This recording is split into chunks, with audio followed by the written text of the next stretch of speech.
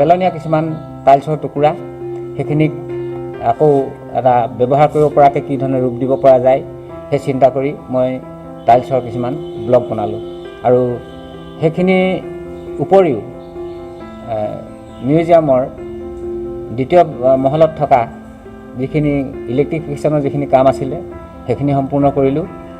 আৰু তাৰোপৰি ৱালত যিবিলাক ৰিলিফ আছে পাতচিত্ৰ সেইবিলাকো সম্পূৰ্ণ কৰা কিছুমান কাম কৰিলোঁ। গতিকে সময়টো মই সদব্যৱহাৰ কৰিছোঁ আৰু সেই সময়খিনি মই মূল্য দিব পাৰিছোঁ। সেইটো কাৰণে মই নিজে সুখী হৈছোঁ। লগতে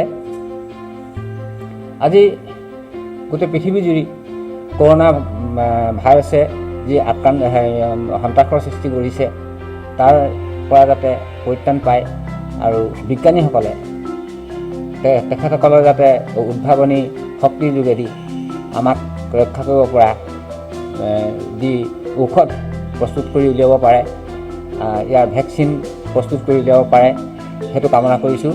আৰু মানুহৰ মনলৈ এটা ভাৱ অহা প্ৰয়োজন বুলি ভাবোঁ যে আজি ঘটনাটোৱে আমাৰ অন্ততঃ মনটোক কিছু নতুন ৰূপত সজাই তোলক।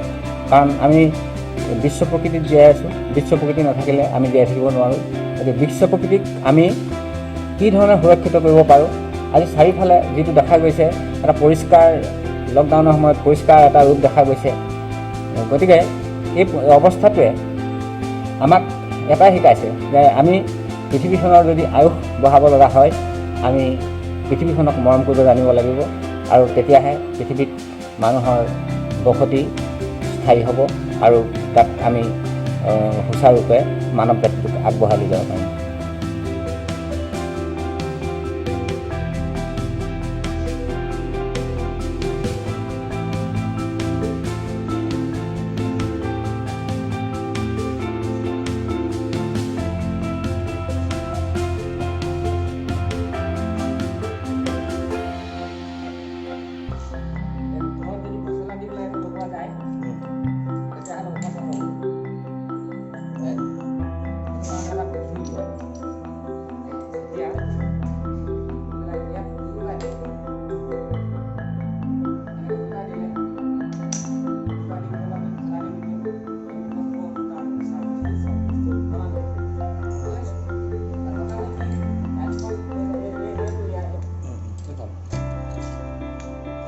টাইলছৰ টুকুৰাবিলাক কেনেকৈ ইয়াত প্লাষ্টিক টেবুলৰ টাইলছৰ টুকুৰা চাইড কৰে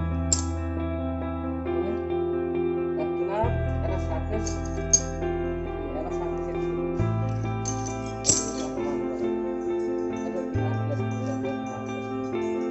মাজত